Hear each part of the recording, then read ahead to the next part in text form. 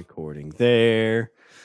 I'm already recording verklempt. on my thing. I need to move you right there. So how do you cold open this? That's what I want to know.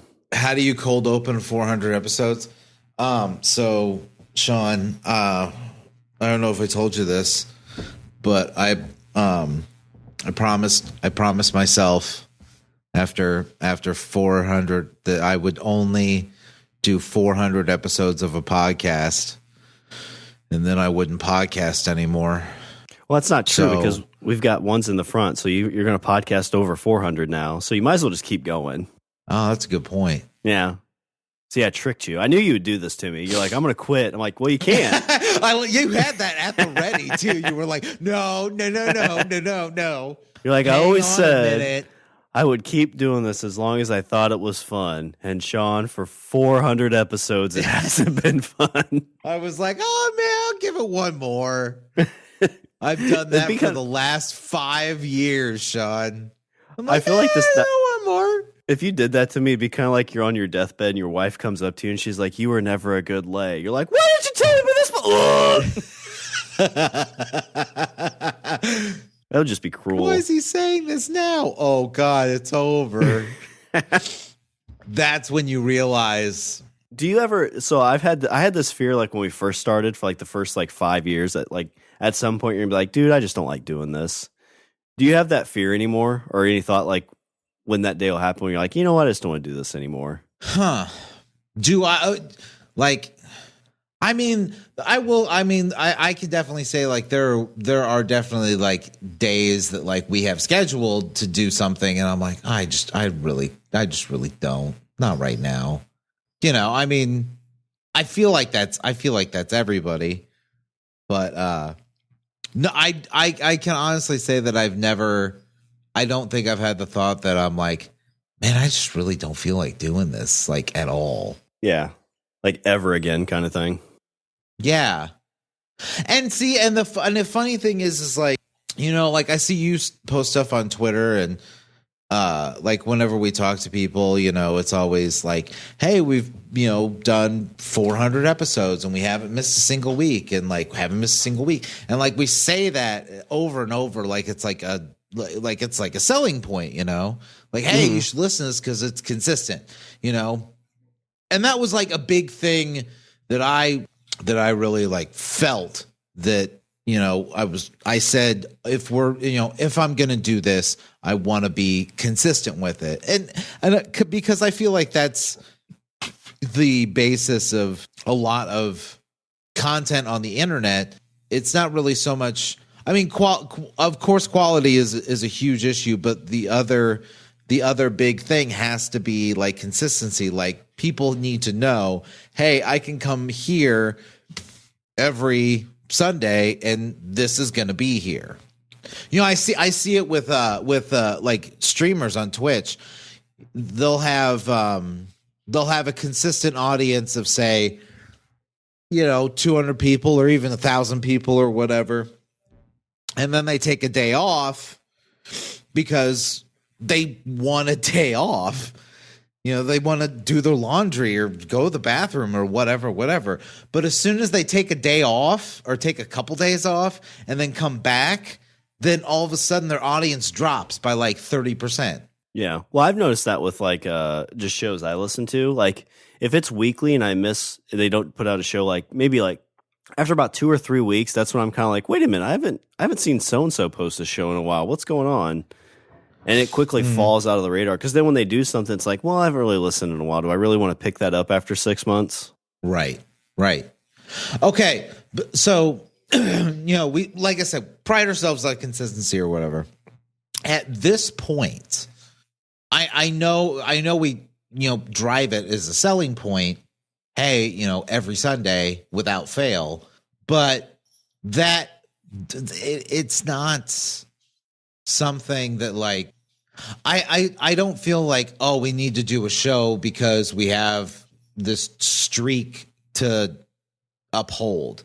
Whenever I have sat down in front of this microphone to talk to you, it's always been because I've wanted to. And it has never been to maintain like a streak.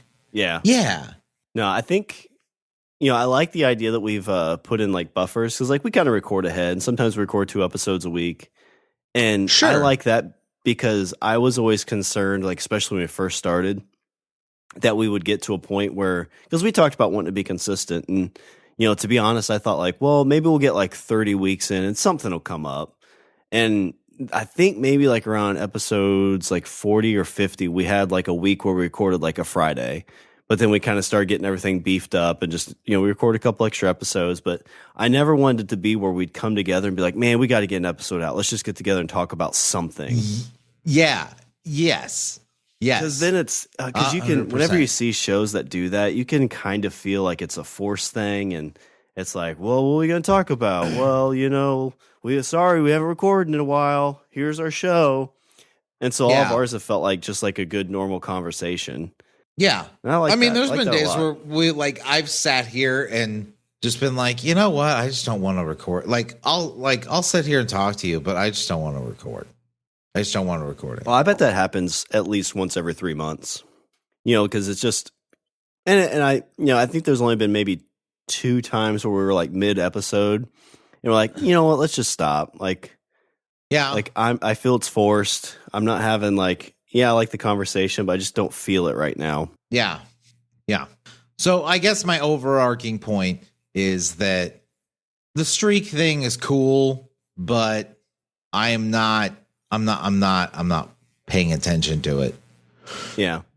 I'm just getting on here and jibber jabbering and coming up with nonsense.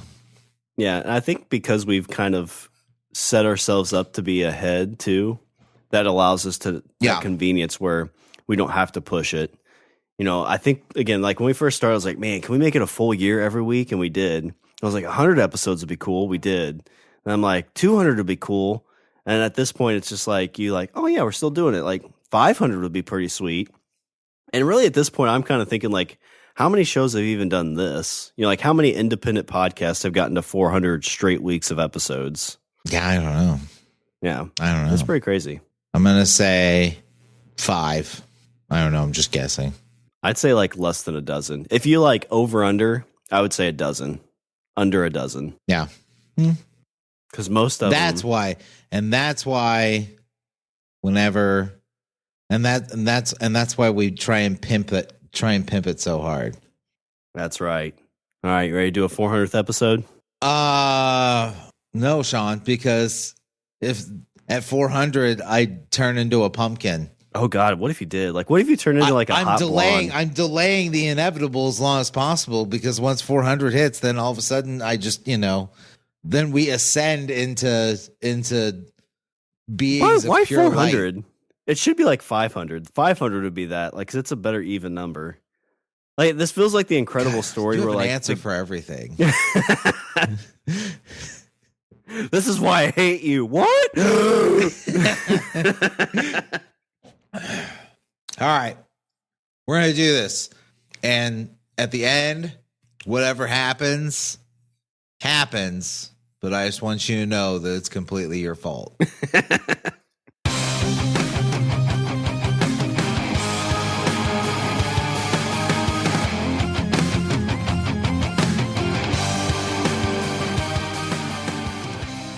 What's up, everybody? For the 400th, wrong tone. I feel like I have the wrong tone. What's up, everybody? For the 400th time, I'm Richard. And I'm Shawn. It's like the four, like you're like, hey babe, this is the 400th time we've had sex. You're like, oh God, has it been that many? It's the 400th time we've had sex, and the 208th time you've finished. Wait, what? Oh, math checks out. I was thinking it was going to be a quarter of the time. Oof. Oh, Richard.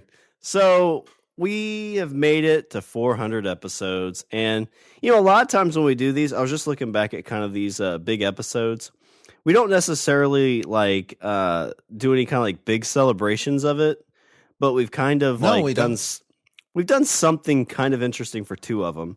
So the first one we ever did, age is just a number, Shawn. Yep, pod age is just a number. I mean, there's podcasts that get famous after 600 straight episodes, right? Right? Name one. Name just one, please. Name. That's not a challenge. I want you to name one. The Flabbercast. That's the one. You just made that up. I did. The Jabberwockers. But for our first episode, I remember this pretty clearly. Episode 100, we did Rage Against the Beaver. And I remember when we talked about, it's like, should we do something cool for 100? And you're like, no, let's just like do a regular show. At the end, we'll be like, hey, this is episode 100. Isn't it cool? Episode 200, we did Ask a Bro with Rima and Jason, which was pretty fun. And then episode 300, I don't know if you remember this, but we actually did Live from the Basement Where It All Began. Oh, that's right. Yeah, I forgot that was our 300th. Halfway through, I knocked the power cord out of my recorder. Yeah, and you're like, all my audio. You're like, it's okay. I plugged it back in. I was like, that's not how it works, Richard. You're like, what do you mean? That's exactly how it happened. But for this episode, Richard, what we want to do, we want to come up with like a cool, we talked about like, should we bring a really cool guest on? And like, we started naming off some guests and we're like, man, like maybe we should try to get on like little hot shots of guests. And we came up with 400 seconds in BroHeaven. So around 6 minutes and 40 seconds with a bunch of cool guests. Because at the end of the day, we are just 12-year-old boys. It's true. Who want to spend time in the closet with a bunch of people. Yeah. They're like, are we going to make out? Gender specific. Yeah. They're like, are we going to make out? We're like, no, we're going to talk. Yeah. Shut the closet door and be like, okay, I guess let's do this. And they start licking their lips and we're like, here, speak into this. And they're like, what? This is a weird kink. Well, no, the chord's not is.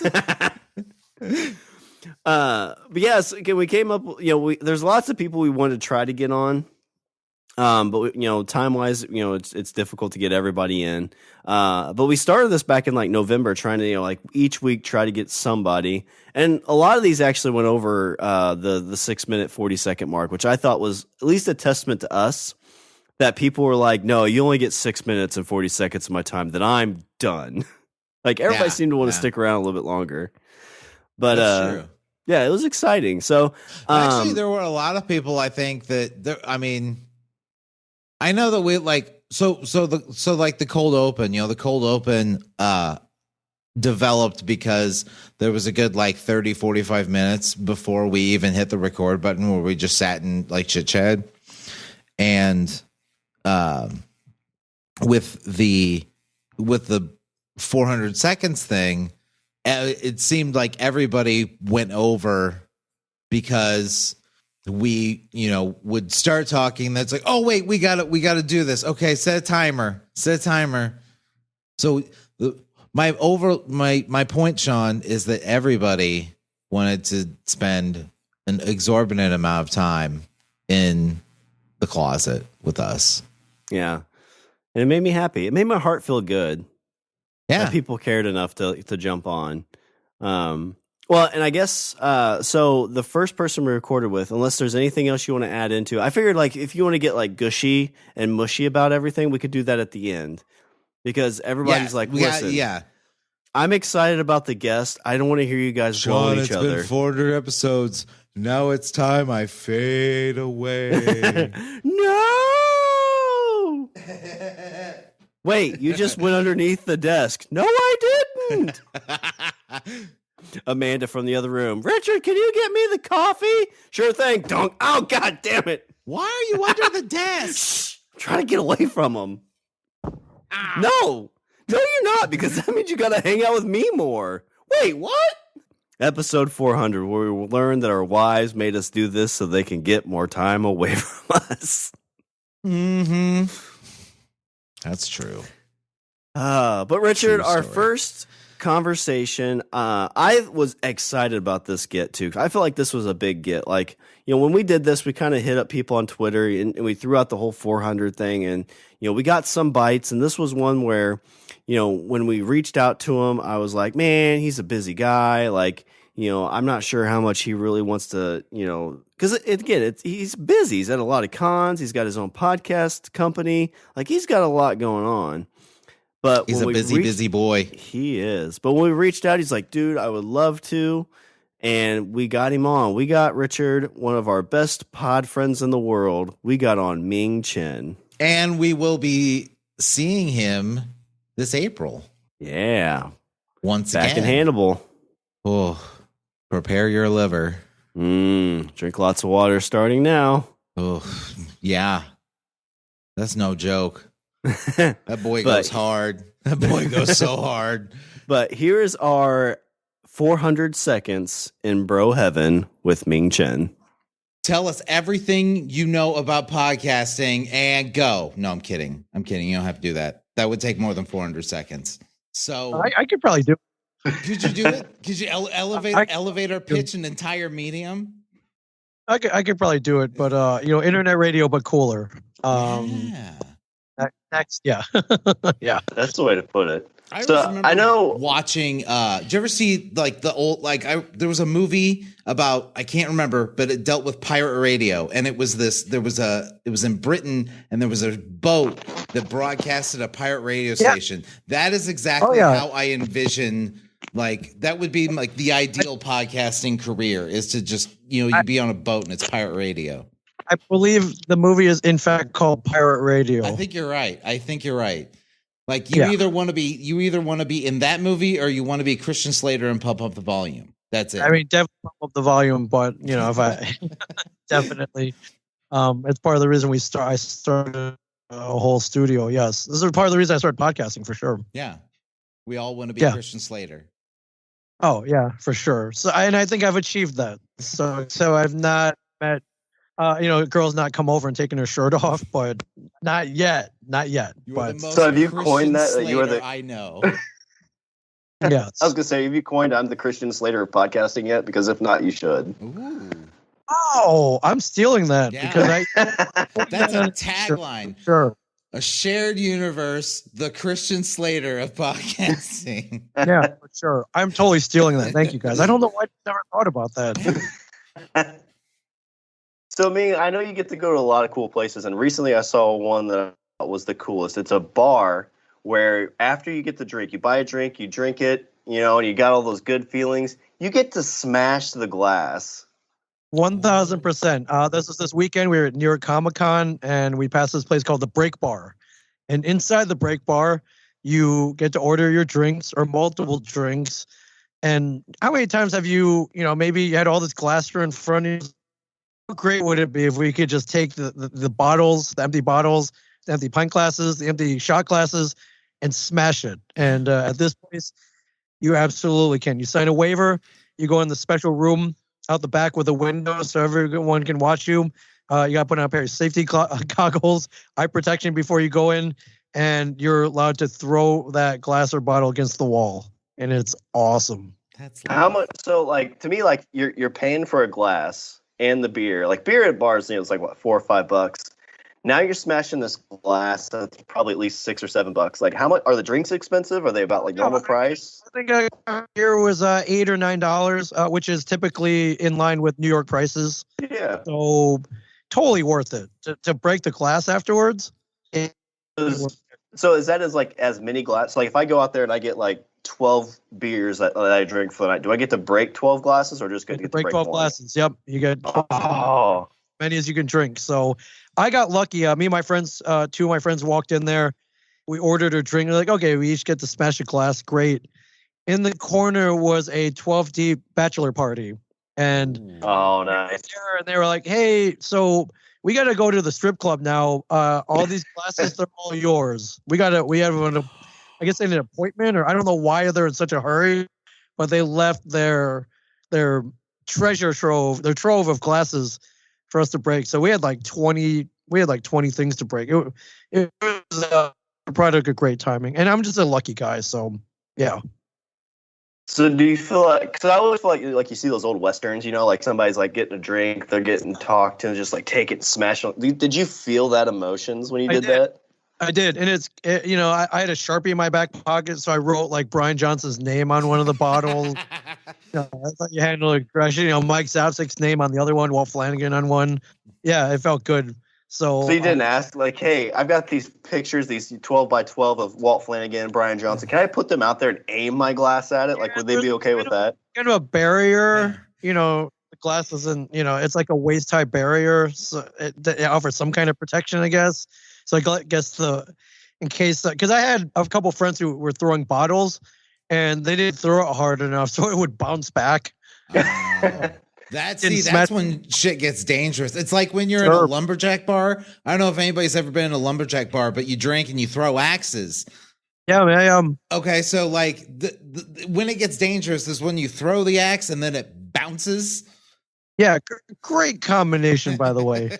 Axes, like sharp hatchets, and alcohol. What a great combination. But you know what I think we should do? I think that there's a way to elevate this. I think there's a way to elevate the medium. So here's what I'm thinking. Okay, so in movies, they beer bottles, beer glasses, like it's all made of that breakaway like sugar glass where it's made out of sugar, candy. Yeah. What if you had a bar and you just called it Bar Fight? Where you go in and everybody drinks, and then at the end you just smash bottles and glasses over everybody's heads. I love it. Now, I don't know what the insurance implications are. There's only one way to find out, though, for sure. Richard's an idea man. He doesn't worry about those little details about lawsuits or insurance claims. No. The good news with all that sugar glass all over you, like if you get with your significant other, then you'd be like, all right, let's go back to the hotel. You can lick it all off. Yeah, man. Yeah, I love it. I mean, this is how greatness is born. You think big. And then you execute it, or a bunch of people get hurt. You're like, where are you one going or the to? I'm going that's to why you do bar LLC. fight. Yeah. We're going to do a bar fight. Yeah. I was going to say, that's why you form an LLC, because that keeps the liability away from you and your home, and it's just right there on the business. Exactly. Yeah. So hang out at bar fight. Yeah, so if you guys get up to, say New York ComiCon one year or New York itself, well, I'll take you over there for sure to Break Bar. Love it. We'll have to make that plan. But so like we said, this is about 400 seconds in BroHeaven. Ming, we're right about at that line. So we just want to thank you for jumping on again. And, the Christian Slater of podcasting, we got him on for our 400th episode. So I'm really honored. Yeah. And I can't wait to break bottles over your heads, both of you. So let's make it happen. Bar fight. I mean, we don't need to build a bar to do this. We could just have one. That'd be a little bit more dangerous. I guess, but there's no supervision. It's going to be great. I'm not strong enough to break a bottle. I don't think. Yeah, I can imagine, because you're not that attitude.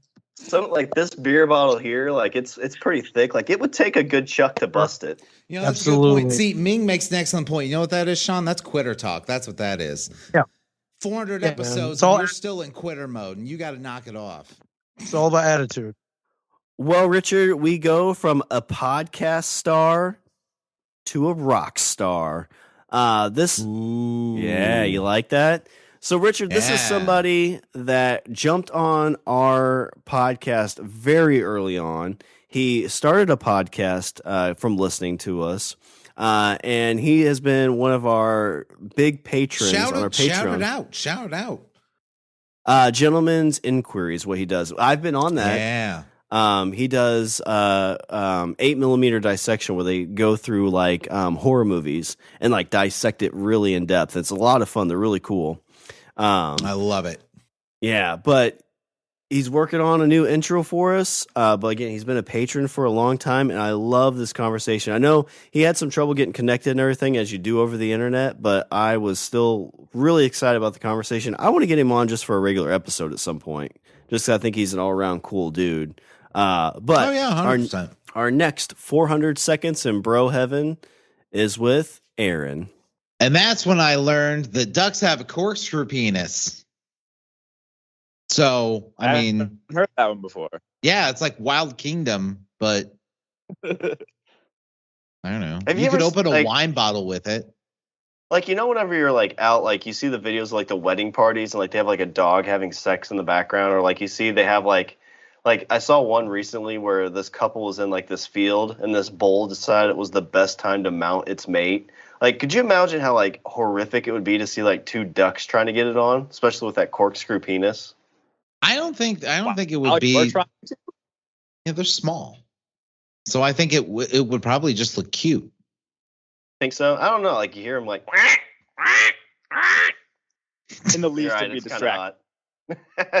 Well, in this, I just want to thank Aaron for jumping on. So, Aaron, longtime supporter of the show. Like we said, one of the first listeners we ever had. So it's awesome to have you on for this little bit of BroHeaven as we get into the closet, if you will, and kind of chit chat about just different things. So, welcome to this little bit of BroHeaven.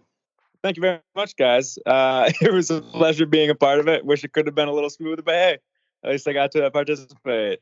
Thanks a lot. Yeah, totally. Yeah. So, I kind of want to know, you know, we're kind of shooting from the hip when we're doing these. So, I kind of want to talk to you a little bit about like your musical experience, because, you know, you're somebody that's been in a couple bands or a few bands, but I kind of want to get your thoughts, or your kind of like Rich, because Rich and I have only been on a stage once in our life, and there was like 5 people in the crowd, and 2 of them were our wives.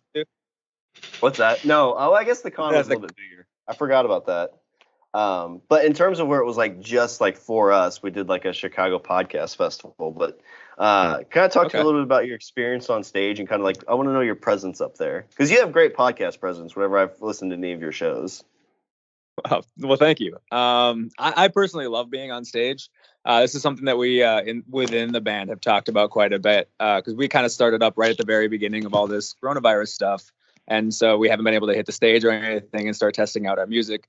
And then now we've gotten to this point that we're far enough along that we want to do recording and all that stuff. But anyway, we've had that conversation about stage so much, about how we're all excited to get there. But some people are like super nervous versus myself. Like I just get up there, and something about having a guitar strapped on, I get really comfortable. And I tend to be a little bit of a stage commander in some ways, despite not being like the lead singer or anything like that.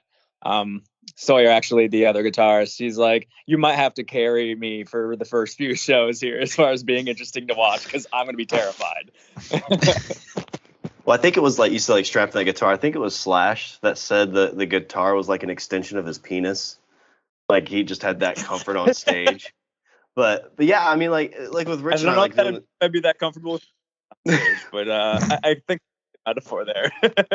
I've heard that's been the case with like a lot of musicians, like in more recent interviews. They've all said that like, I haven't been on a stage in 10,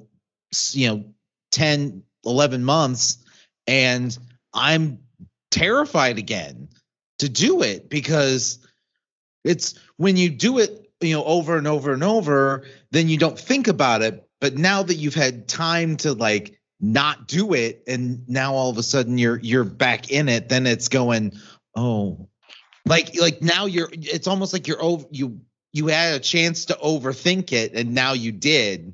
100%. And I can't lie, like we had about 2 or 3 years now, even in between bands before we started this one. So it's been like 5 years since I've been able to like really get out and do the full performance thing, making stuff on my own. But so there is that little bit of me that's like, do I still have that same energy that I had when I was doing this 5 years ago? Like, is that going to feel the same?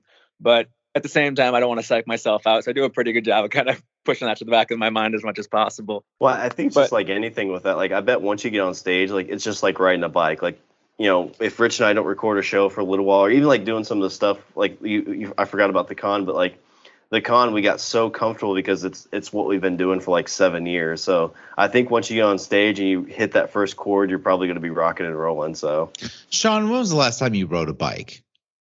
When did I? It's been within like the last year, probably. It's not fun. I don't like it. No, I tried riding a bike like a year ago, and it was terrible.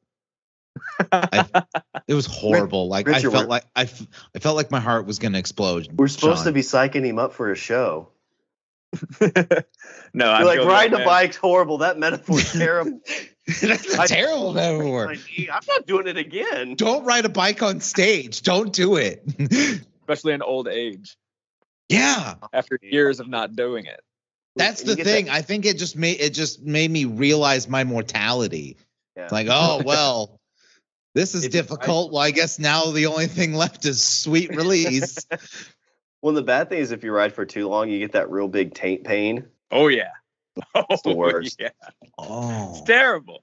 I thought I could still skateboard at 30 years old this year, and that did not go well either. Oh. Did you break anything or roll anything or? No, I didn't break anything. My back got a little jarred, so I was walking a little goofy for a couple of days, but I had fun, but learned my lesson quickly. It's not something for me to be doing. Like 35, like that's where I'm at right now. And you get to that age, and like if you sneeze wrong, like your back hurts for a week, or if you lay wrong, like your neck hurts. I just went to a metal show recently, about a month ago now, and I moshed for the first time since 2019. I went pretty hard, actually. Again, first concert in forever. So all that was like, oh my God, finally we get to do this. I regretted that real bad. About 4 days. mistake. Why does my neck hurt so bad? Oh yeah, I was headbanging for an hour. I got beat up by a bunch of 200-pound men. Well, Aaron, we're coming up on the 400 seconds. So I first off, I want to thank you very much for being a supporter of our show for the longest time.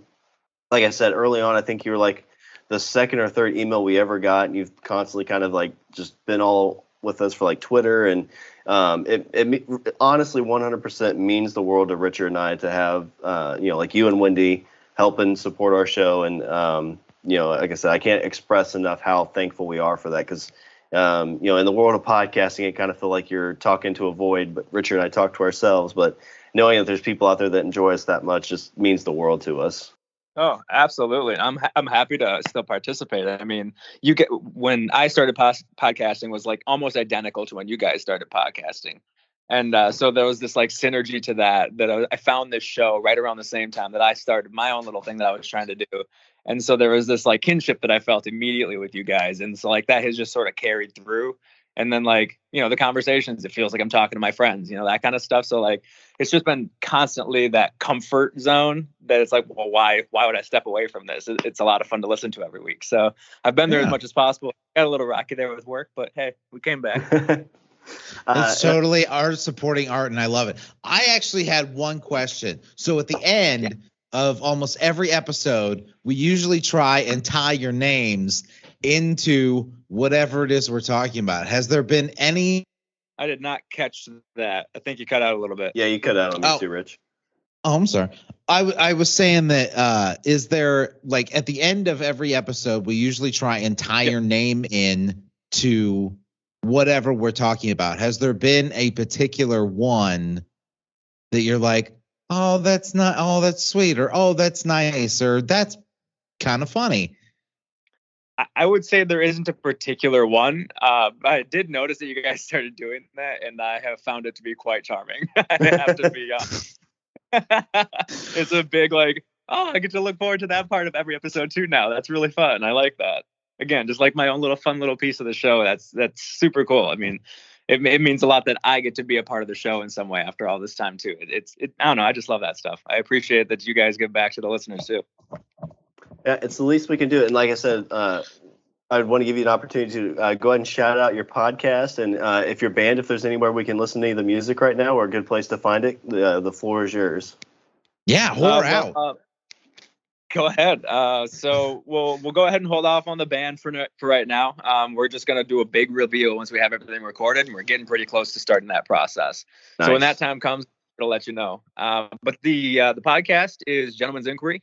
You can find it on most of the main podcasting websites, Apple, Stitcher, all that kind of stuff. We do 2 separate shows, one more frequently than the other. But one is like a movie breakdown, and the other one is just kind of shooting the shit like we do here, except there's usually a little twist of everybody brings some sort of hypothetical question for us to tackle, just so we have a little extra meat to get into sometimes. So, yeah, that's what we do. Yeah, I love those. And I actually was on the show back in, was it like 2015? Where you and I reviewed Tusk. Yeah, it was quite some when Tusk came out, yeah. Yeah, that was a lot of fun. It was interesting doing that with an outside guest because, all of us are just super close friends, and we just, we've been hanging out and doing these kind of dumb things ourselves forever. So it's really interesting bringing in a completely outside character to the show like that. It was fun. Oof. All right, Richard. So we're just going through this. Like, everybody, like we Just can't banging them out. I know we can't come out of the Banging 'em out, closet. send them in and send them right back out. We're like, whew, we try to come out of the closet, and somebody else is like, no, Can't it's stop, my won't turn. Stop. But again, we go from Aaron, who's been with us for the longest time, and we get to go to who I like to call like one of our internet best friends. Like, we talk about this show and all the people that we've met because of it.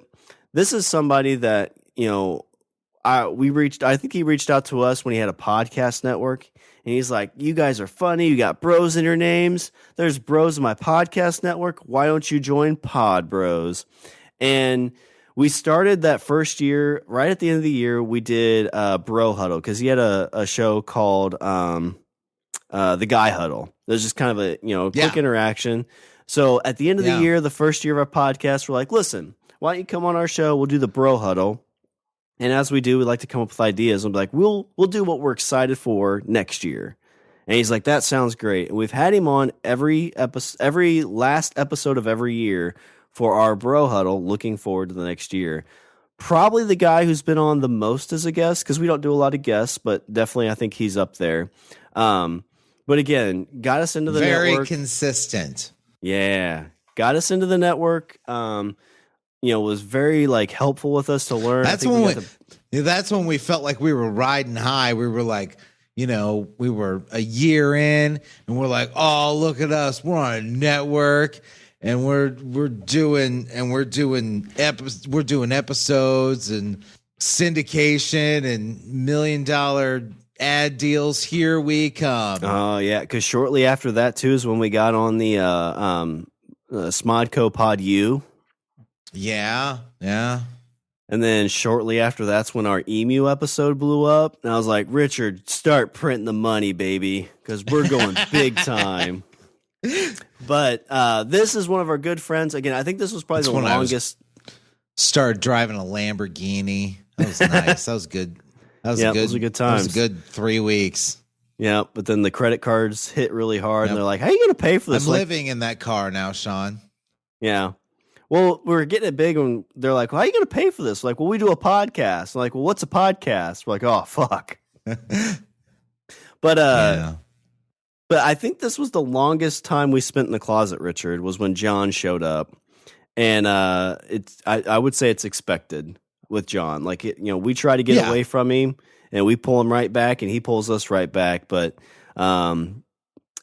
great conversation. So our next 400 seconds in BroHeaven is with John. I thought you were being a jerk to me, Richard. I said it's based off League of Legends, and you didn't acknowledge me at all. And then I realized my mic was muted. I was about to say, I was like, is Shawn just mimicking him? Are you mimicking him? My name's Richard. I watch TV shows.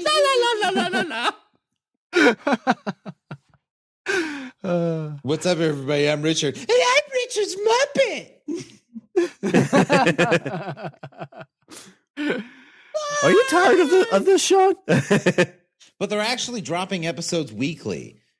Or it seems like they're dropping. Yeah, I heard somebody weekly. talk about that. So there's like 2 a week or something. There's like 3 out now. I think they're doing them in like 3 episode. They're doing like 3 episode drops every week. Yeah, there's a kid at work who was really excited about it. He's been watching a bunch of them. There's only 3 on there now, but I think the other 3 are supposed to show up like later this week, like tomorrow, or I don't remember. But it's really good. I'm trying to get through you. I'm on episode 9 of that. Oh, nice. Ruth has watched that, but I haven't picked it up yet. Just too much in the queue right now with everything. Well, it's about to double in size in the next 2 weeks. Shang-Chi comes out tomorrow on Disney Plus. Shang-Chi's tomorrow on Disney Plus. Excited. Clifford's on Paramount Plus. Ghostbusters is next Clifford week. the Big Red Dog's on Paramount Plus. Yeah, Ghostbusters. Oh, nice. Oh, my kids are going to like that one. Is Ghostbusters hitting a streaming platform at all? I don't think so. I don't think so. Yeah, I thought it was only in theater. Ghostbusters is next week. Eternals is tomorrow, or is it last week? Is it? I I think Eternals is tomorrow. I don't know. I know some friends have already been able to see it, but I don't know if that's because of sneak peek stuff or what. Maybe it was last week. So I have no clue.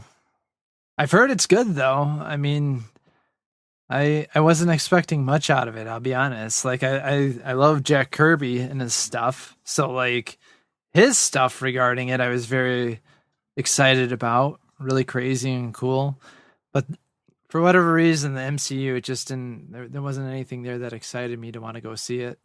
Are you excited for Hawkeye?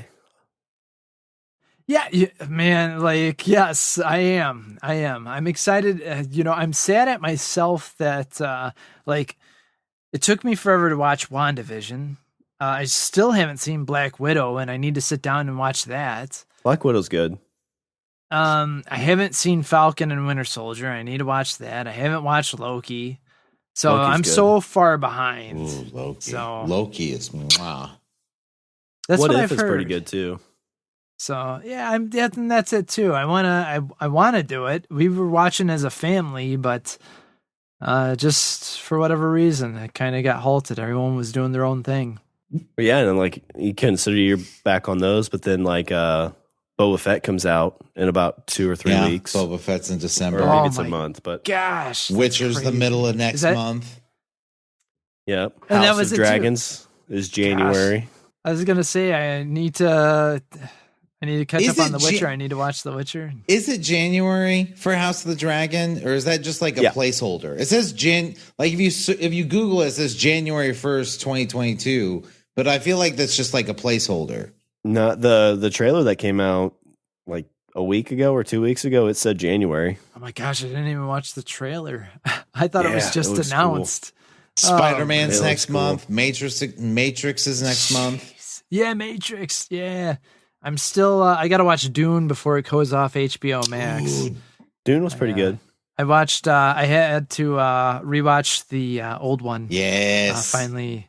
I wanted to do that first before I watched the new one. So Good stuff. The Spies. Yeah, I still find it funny. Like whenever Rich told me about that, he's like, "It's about spice." I'm like, "Well, that sounds stupid." And then you watch it, it's like magical spice. Yeah. You're like, "Oh, okay. Yeah. Why did they just Oh, call yeah. it magic It spice?" extends life, it expands consciousness, and it's vital to space travel, Sean. Well, I didn't know that until I went there. Richard, have you I ever thought read they any of just the Dune like books? I just thought they didn't like bland chicken. I did not read the book. I have not Mhm. read any of the books, so my stepfather has been reading them. But yeah, I want to get into reading the books. But I already got. Speaking of that, actually, Wheel of Time. Wheel of Time's like in 2 weeks. oh yeah, that's right. Yeah, that's Fuck. right. Wheel of Time. That's another series that has that. I did actually read the Stephen King novel that I said I was looking forward to. I don't think it came out, has it? Yeah, it has. Yeah. I ordered it. I never got it. Did you? Oh, hold on 1 second. I need to check my Amazon. Mr. Amazon screwed me. Damn you, Bezos! It's like, hey, what do you think? We're a book company? I was like, well, you were. So I have no clue when it actually came out, but so Hard Case had these 3 complete novels together at Barnes and Noble. One of them is upstairs right now that I'm currently reading. It reads really fast, but I can show you this is the one later. It was a fun read. It was very fast, very fun. Stephen King book. This is The Colorado Kid. I haven't read this one yet. That's going to be for last. And then Joyland, which is upstairs. That's that one. And really, I haven't even started it. I just opened it.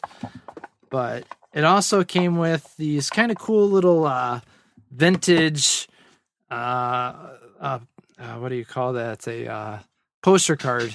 Oh, cool. Like Oh, basically nice. posters. So, yeah, pretty cool. I think it was like $45 at Barnes and Noble for all 3 of them. And I said, yeah, I'll pay that. I'll do that. And it was a nice little surprise. That was a couple weeks ago. Nice. Sean's busy. Sean doesn't have time to read. He's got games to finish. Oh, Yeah, I haven't even touched those much. He's got Witcher 3 to finish. He's got Cyberpunk to finish. Since I've moved here, I've played Witcher for an hour. oh, nice. Get your I life need to together. jump back into it. I did the same thing with Cyberpunk too. I'm in the same boat with those two. Yep, Cyberpunk. I got through the tutorial, and I'm like, where you start going, and then pretty much the same. I was like, this is sweet. At least I'm in the beginning.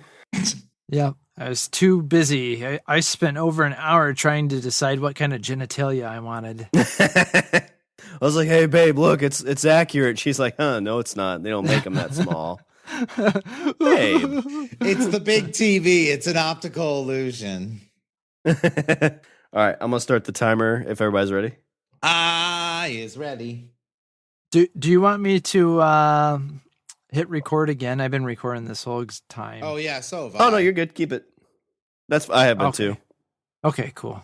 I'm going to start recording the call, though, as a backup. He's going to hit the timer, so then we actually start talking. And so I think we should talk about John's genitalia that he took how long to decide?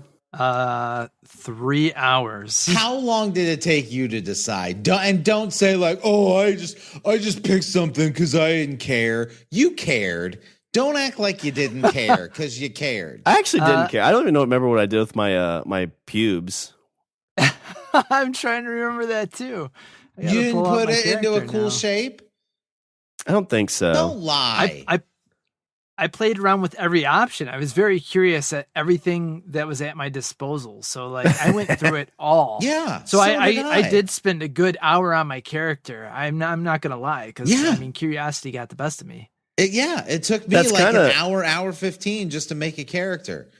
Meanwhile, I think Captain Casual Pants over here is like, oh, whatever, I don't really care. I'm too cool for this. No. Well, I think the reason I kind of skipped over it too is like you don't get to name them. So I'm like, well, that doesn't help. It's not me then. It's one letter. You could. I know, that's why I don't like. You're just V. You could make up anything you want after that. You could be like, oh, it's V for Victor. It's V for Victoria. It's V for. You can't Shawn. say it's V for Shawn. Zula, yeah, you can't do that. Do you name your character Shawn? You play Witcher 3. You don't get to do shit. You don't even get to name him. It's Geralt. Yeah, and your max thing is you just pick your hair. Best case scenario, you go to a barber. Like, oh, do I want a top knot or not? This is why I bring John on, because he's got my back for these kinds of things, because he understands my pain. He's siding with me. He just said it took him an hour and a half just to make a character. Mom and Dad are fighting again. But what happened, John? Like, if it took me like an hour and a half to 2 hours to design my character, after I'm done with it, I'm like, all right, now I can start to play. Oh crap! Now I got to go to bed, and then I wouldn't touch it for 6 months. I had been living in my house, because that's exactly how it went. It was like, okay, now I spent all this time. All right, let's get into it. And then I got into it like 5 minutes in, and I'm like yawning, and I'm like, oh, I got to go to bed. But Shawn, you already didn't touch it for 6 months. Well, I know, that's what I'm saying. That's why I jumped right into it. So my 3 hours were gameplay, not character design.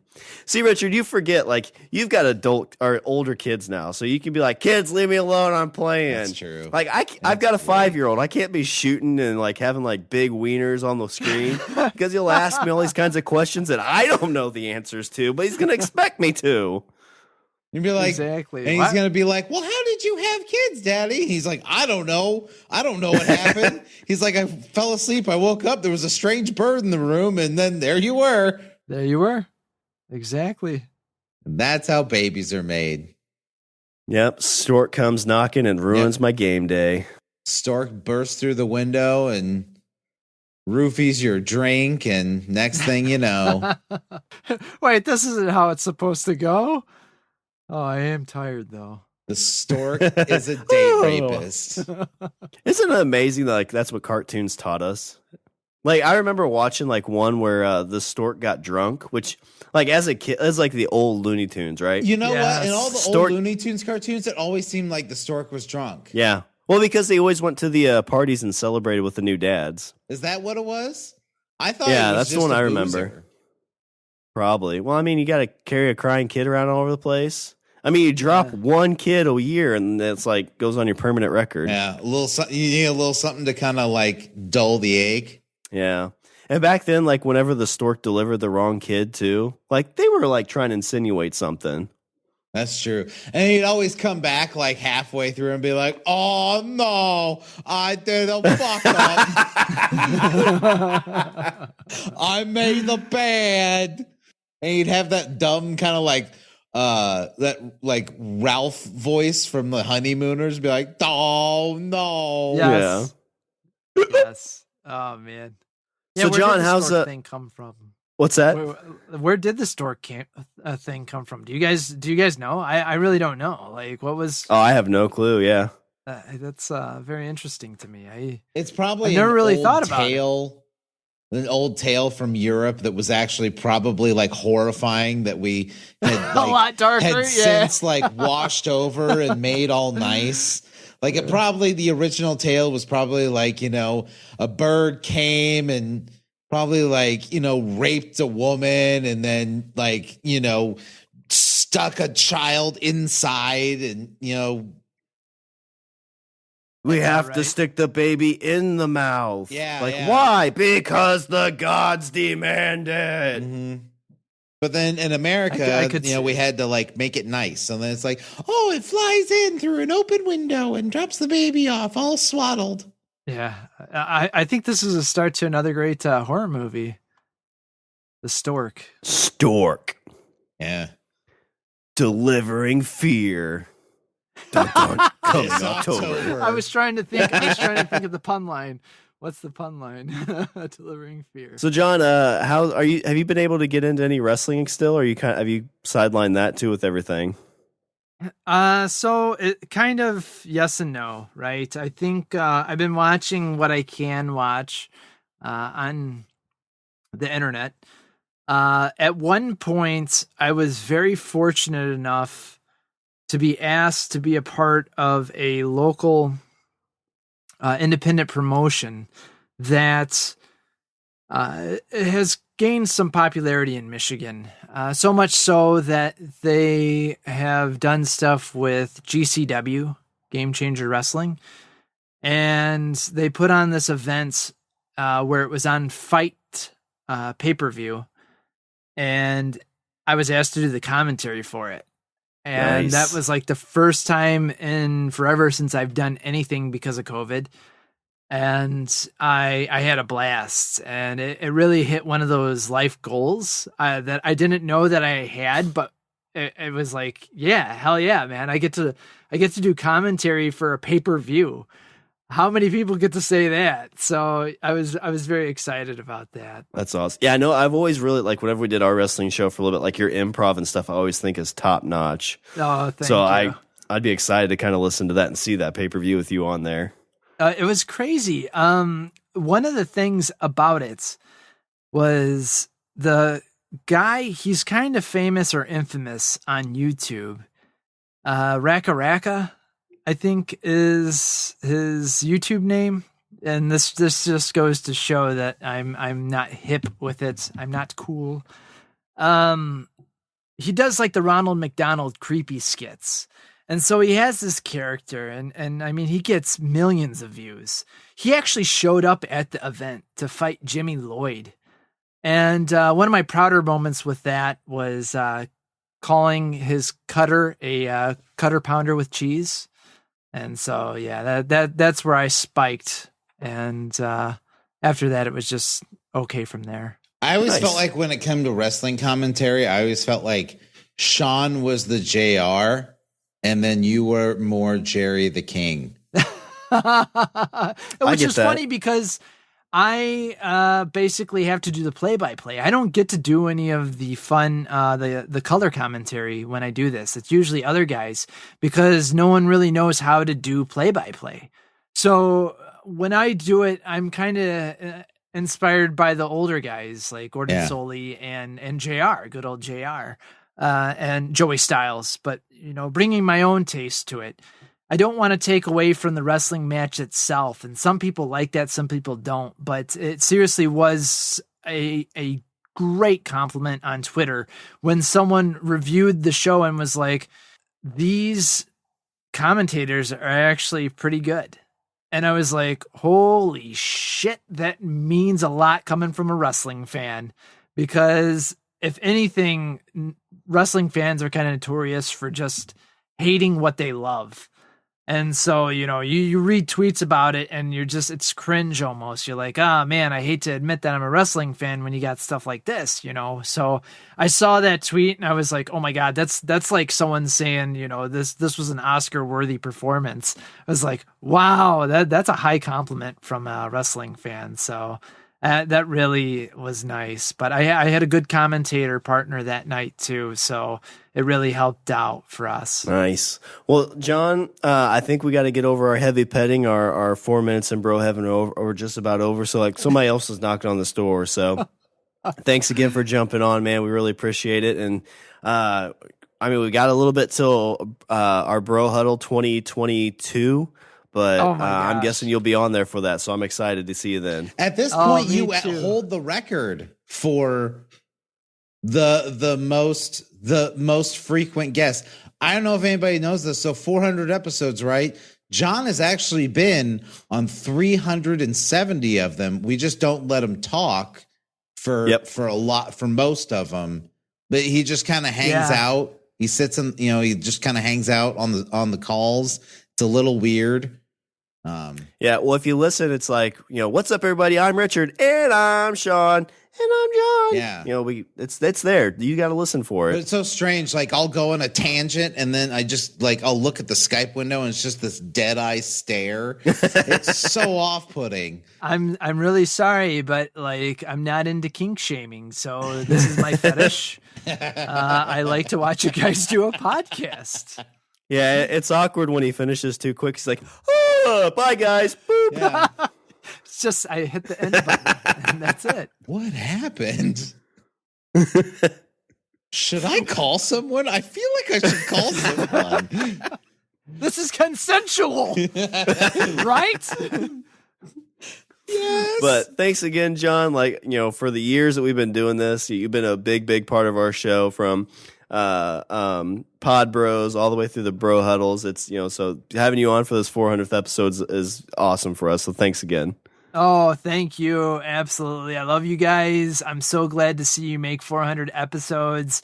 And I know we always say it, but podcasting, this is a great example of why I love podcasting. Otherwise I would have never met you guys. And I think you're absolutely terrific. And I love seeing everything that you guys have to do. So thank you once again. Congratulations on 400 episodes. That's amazing. Amazing to me. Yeah, it's crazy we made it this far. No thanks to me. It's me. It's me. That's why he starts all these shows with other people. He starts these shows with other people because he's apparently not being satisfied at home. That's what it is. Well, the bad thing is everybody's like you still don't know. You're like, well, it's like whenever you get a hand job, it's better than nothing. That's kind of you. No, but everybody else is like, man, I've never said that. No, you said that a bunch of times when we podcast. It's kind of like a hand job. It's like, it's what it is. Never been a fan. I'm an adult male. I'm an adult male, Shawn. I vote. I pay taxes. I don't deserve those anymore. Aw. John's like, well, there goes your 400th episode present. I guess this is why I don't speak on 370 episodes. Sorry. Whew, Richard. I need a cold glass of water. I need a towel and a cigarette. Man. You think no, oh my God. I don't need any of those things. Send to the next one. Let's do this. Yeah, you think about, it's like, man, you guys had those 3 guests. That's got to be it, right? No, Richard. This one was a little confrontational. I'm not going to lie. It's not a sprint. It's a marathon. Yeah. The next person we brought in, Richard, almost stole me away from you. Whoa. Yeah, Whoa. I know, right? Why you got to put it like that? It's like, hey, listen, do you want to podcast with Richard all the time? Or would you rather podcast about all of these shows that he's trying to get you to watch? No, this one was fun because the only person that ever got Shawn to watch anything on television. That's true. This was my former co-host with Strange Indeed. She's been on a couple times. And I always consider her like my big sister. I love her to death. miss doing a podcast with her, but obviously with time and stuff, it's very difficult. But our first lady to join us for the 400 seconds in BroHeaven. You definitely called me out a little bit on this because as we're finishing up, everybody else, I was like, oh yeah, 400 seconds in BroHeaven is done. I was a little hesitant to do that with Rima, and you were like, hey, do the thing. Yeah, because I don't discriminate, Shawn. But this one we have my former Strange Indeed partner and a guest that will be on the show a bunch of times again in the future. She did Wonder Woman with us. She's done other shows with us. But it is Rima from Strange Indeed. It's just like whenever we did. So we did. I haven't started recording yet, but like when we did the. Actually, we could probably talk about that. I say, you want me to go ahead and hit record on my side? So. Yeah. So I'm recording locally, and I'll tell you when I kick off the time. Good on my end. I always jump the gun early. You're premature. He's a premature Potter. No, I'm not premature. I just moved too fast. I already hit record. I understand. I hit record like 2 minutes ago. All right, so like we were saying, Rima, so it's like 6 minutes. How are you going to fill this in? And Richard and I recently, and this is something I think you've done too. I don't know if recently, but before, is like host panels at cons. Okay, yeah. And I know, like when Richard and I did, it's like, oh man, we got 20 minutes. How are we going to fill that time? How are we going to do that? Mm-hmm. And just like the 6 minutes, like we do for this, for the 400 seconds in BroHeaven, it just flies by so quick. I want to know about some of your experiences with all that. I'm limited as far as like the panel thing, but yeah, I think it's important, at least for when you're, it's having that interest in other people, right? And asking those questions and having that interest in actually hearing what they want to say and trying to ask interesting questions. I think that's important, I think. And that's how you help fill the time, is to just keep asking those questions and be interested. And if you do that, then it just kind of flows from there. Mm-hmm. I agree. It's like I feel like it has to be like genuine interest. Yeah. Or else it has to be genuine interest, because if it isn't, the audience knows. Yeah. They're like, this guy's just trying to fill in 12 minutes. Mm-hmm. But like, if you're genuinely interested, I feel like you're not only can you fill the space easier, but also your questions are just innately better. You're right. I think like Richard was almost like stalkerish when we did our last con. He like found every bit of video. I found podcast episodes. I found old podcast episodes. I found like old YouTube videos, and I like play them on double speed. Your trash, and I found this. Yeah, I play them on double speed. I respect that vibe, man. That's perfect. I love it. I played them on double speed so that way I could get through everything. So I don't remember which guest it was. Oh, it was his name. His name's Mark, and he did he does a lot of voice work. So he did like the voice work for like a few of the Gremlins, and yeah. And worked for Lucasfilm for a while, and I was like, so the first question I led off with was like, so you and Harrison Ford are similar in the sense that you both got your first job at Lucasfilm by building stuff. You both worked on like set building and like carpentry, and that's how you got your first job. He's like, I was like, what was that like? He's like, how did you know that? That is so cool. See, those are the things that, people want to know, find interesting. And then, it really generates that interest from the person that you're talking to, because I feel people get asked those same questions over and over again, and they hear the same things over and over again. So if you can find that little gem, even one little gem, to kind of glean from, doing some like research, then they get interested. Right. And then it just flows. Yeah, and like showing like the interest stuff. That's why I love like podcasts with you on Strange Indeed, because you would always find those little tidbits about the shows too. So you'd pull out like these things, and they would just spark my imagination because, when we were doing that, I had the kiddo, so I didn't have as much time to kind of dig into stuff. But you'd be like, oh my gosh, I looked at this thing and found this out, except for Lost in Space. That was the one we both struggled with. We can't win them all, Shawn. It's true. We just, but yes, well, thank you so much. Don't, give yourself some credit because you did you pulled a hell of a lot of facts out of your hat too on a lot of the shows too. You knew a lot of things I didn't know. So. And I only made up like 60% of those facts. So you would never know. Yeah. Here's the secret. That 60% of what he says was complete BS. Be like, wait a minute. So that wasn't. You said that was Christopher Walken. That wasn't Christopher. No, wasn't at all. So Rima, why don't you? One of the things that I don't know if I've ever heard you kind of walk through and explain in a somewhat detail. I want you to break down. I think maybe I have asked you this, but one of your favorite movies, like what would you say, like when you go back in time, you think like this is what made me kind of a pop culture fan, really liking kind of like all the stuff we talked about with Strange Indeed. What would be like the thing that would be like the linchpin to that, the thing that kicked all that off?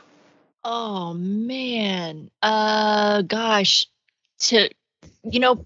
probably I'd have to take it back to like my favorite movie of all time that I watched as a kid and probably made the biggest impact on me was Jaws. All right. I'm I love sharks, but I have a very healthy respect also of sharks. I'm afraid of them. I respect their environment. So I am very afraid of them. I don't want to be eaten by one, but I love them and I do feel that they should be protected. But yeah, that movie made such a huge impact on me as a kid. When I watched it, I was extremely afraid to go in the water, and I mean any water. I mean, I'm landlocked. I don't live near an ocean by any means, and had not been to any oceans. I was too poor for vacation, so we did not like vacation at the ocean. But even just going like swimming in like my uncle's pond, or swimming in the river because we'd all go boating or something. I was extremely terrified and people would be like, "There's no sharks in the water." I'm like, you know what? You don't know. So it made a huge impact on me. There are. Yeah, and also just because I'm a huge like film nerd, like I love, learning about the art of filmmaking and directing and everything that happens to make that movie. Everything from the script to the direction, cinematography, the sound. I geek out on stuff like that. And Steven Spielberg, obviously a huge director in our time, right? So that was like my first introduction into his work and just that camera work and how all of that came together in Jaws, and learning the backstory of how this whole damn thing was like a disaster. Yeah. The shark was a huge disaster, filming in the water. It was like every story that you hear that came out of that movie was a disaster. But when you look at it, it's like a freaking work of art that still stands up to this day, right? I mean, almost everybody, I guess, has seen Jaws. They know the lines from Jaws. Mm-hmm. Everyone knows, you're going to need a bigger boat, So that's probably it for me. That kicked it off, the whole pop culture and movie buff person that I am today, cinephile that I am. That's a good answer. Yeah, Jaws is always one that I go back to too, because I remember I don't know if I've actually sat and watched the whole movie from beginning to end in like a sitting. I've always watched it like bits and pieces. I've seen the whole movie, but it's been in like bits and pieces, like you catch it on TBS or TNT, whatever channel it has. Yeah. And it's like you watch the first 20 minutes and you catch the last 30 minutes and then you get the middle somewhere. But yeah, the same thing. Fear of the ocean came from that movie. Scared to take baths when I was a kid. Scared to sit on the toilet because it's like, what? Who knows what can happen? And then, of course, you see Pennywise the clown, and that ruins everything. Oh, yeah. That's legit. But Rima, I want to thank you again for jumping on for this. I really appreciate it. We've hit our 400 seconds. I know it was quick, but we tried to pot our best, and I think we did it. You didn't say 6 minutes in BroHeaven. Is that because Rima's a girl? And you don't like the thought of being, you don't want to be locked in with a girl? Is that it?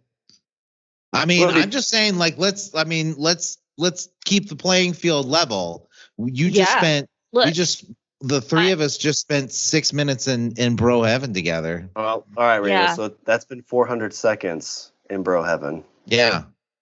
It was a pleasure. The pleasure was all mine, guys. This was That's the first time I've ever heard that in my entire life.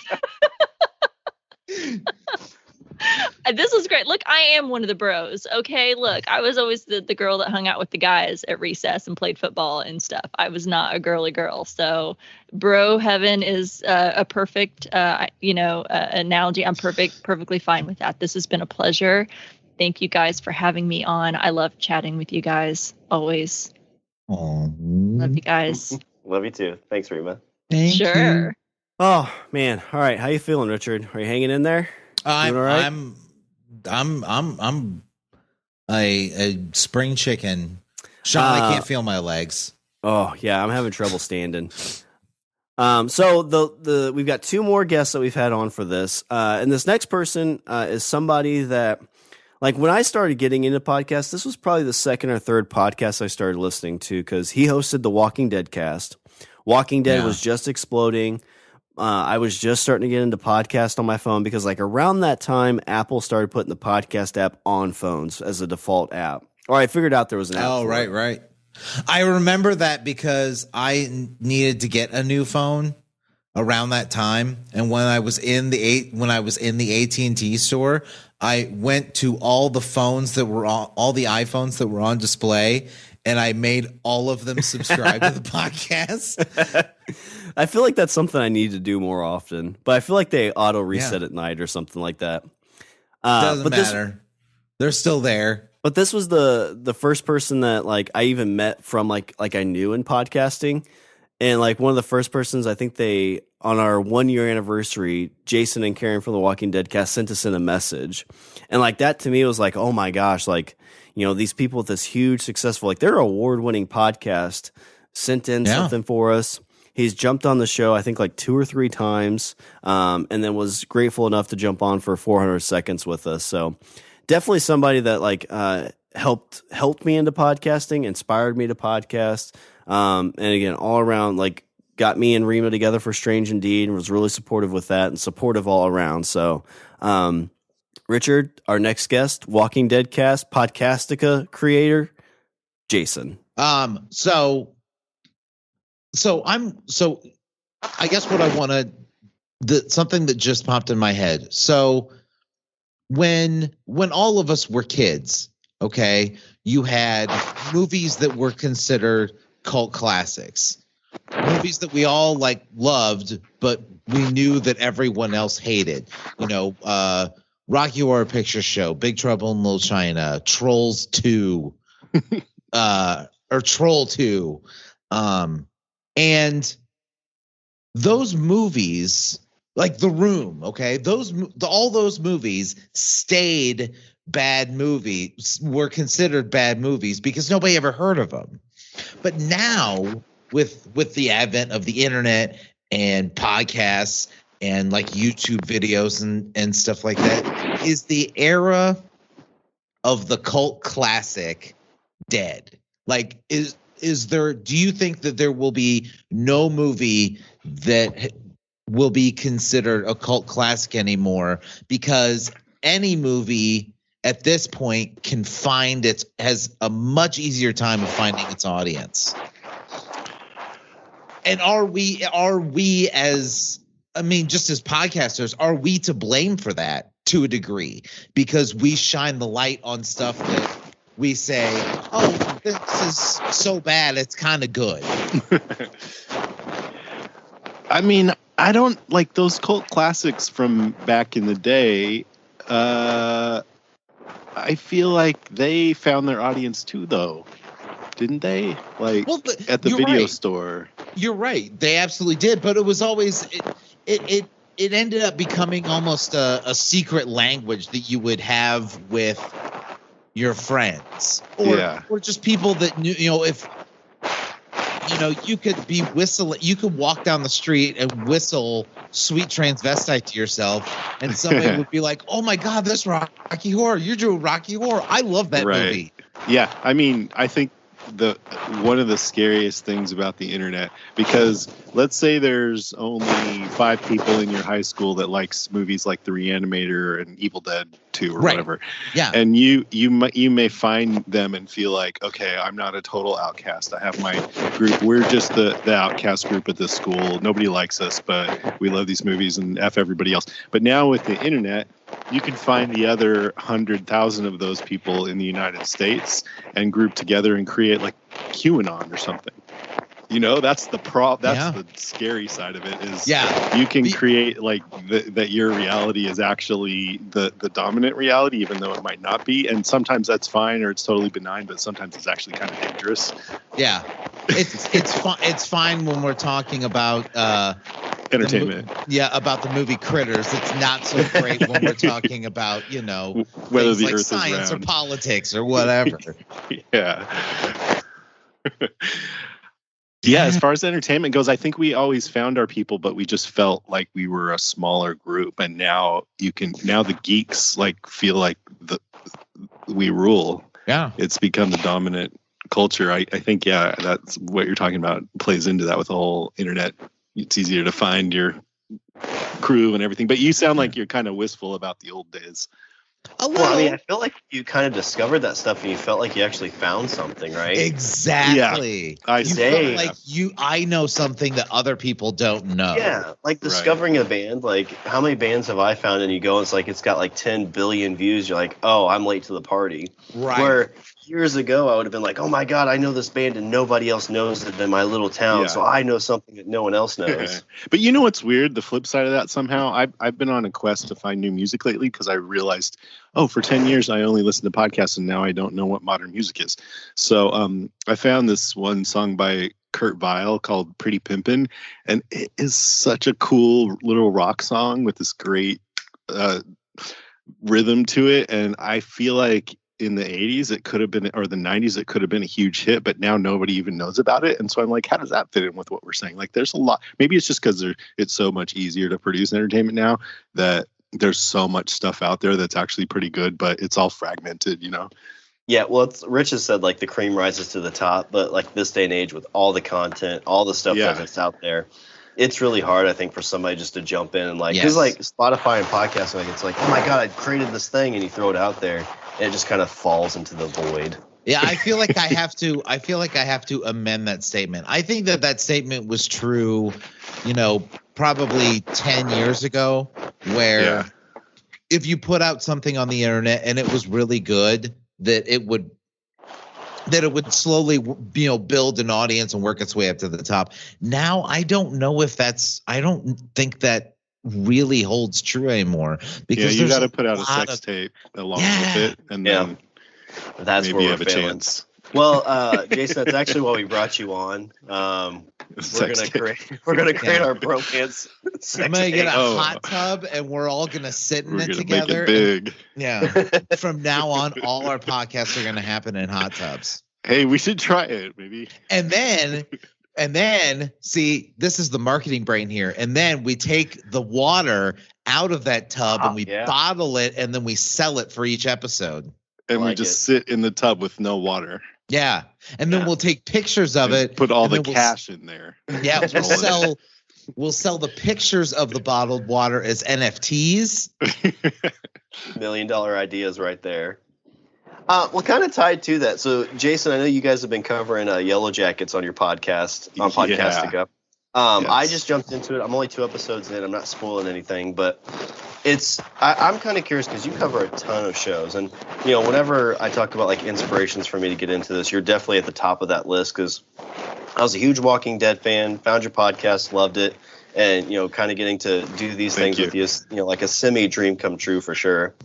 And I'm kind of like looking at this stuff now, like whenever you have shows like Walking Dead, you see it, you fall in love with it.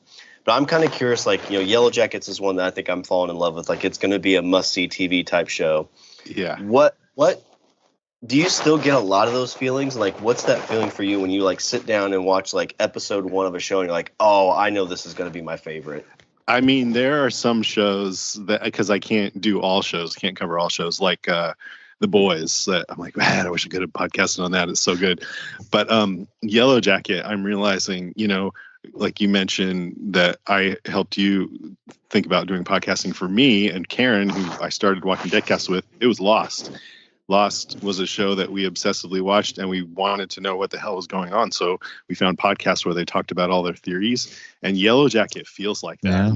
There's so many mysteries, and also they're stranded in a place and there's flashbacks. So it feels very Lost. And like people are looking for good Yellow Jackets podcasts. I've got people like we've got a bunch of new listeners now just because we decided to jump on this, and we only jumped on halfway through the season, but it just felt like, no, everybody in my little Zhead group is obsessed with this show. It's catching on like wildfire. I don't care how busy I am. This has got to be one that I'm going to jump on. I really haven't had this strong of a feeling about a show in a long time. Yeah, and I've just told Rich a little bit about it. I just heard about it this morning when I got texted about it. Yeah, I saw like previews of it with Dexter. I'm like, this looks really interesting, but I haven't really had time to sit down, and so I finally carved that time out. I think your first episode you covered like episode 1 through 5, so I got to get caught up so I can listen to that. But the shows that I've sat down like Supernatural, Walking Dead, Dexter, and right now Yellow Jackets is like you get some weird feeling like, oh, this is something special. And for me, another one. I mean, I was the hugest Karate Kid fan. It was literally my favorite movie for like decades. And they announced that they were going to do a show on it. And I'm like, that's probably going to suck, but I'm totally going to watch it, at least the first episode. So I watched Cobra Kai and I'm like, holy shit, it's great. It's so good. Yeah. It's smart. It's funny. It's so I think a season or two in, I'm like, man, I got to start podcasting about this, even though that's not necessarily a show that cries out for a podcast. I feel like you can podcast about pretty much anything at this point. It's really been fun to talk about, and you guys definitely have proved that, but it's really been fun to talk about that show. I think it might be my favorite show I've ever podcasted on. I feel like that's everybody's reaction to Cobra Kai. It's like, man, I was like, I'll watch it, but like, I'm probably going to hate it. Right. It's probably going to be so cheesy and dumb. And it's just the perfect amount of cheesy, nostalgic, and dumb. Like it's perfect. 4 seasons with modern later, touches. You're like, who are they going to bring back 3, next?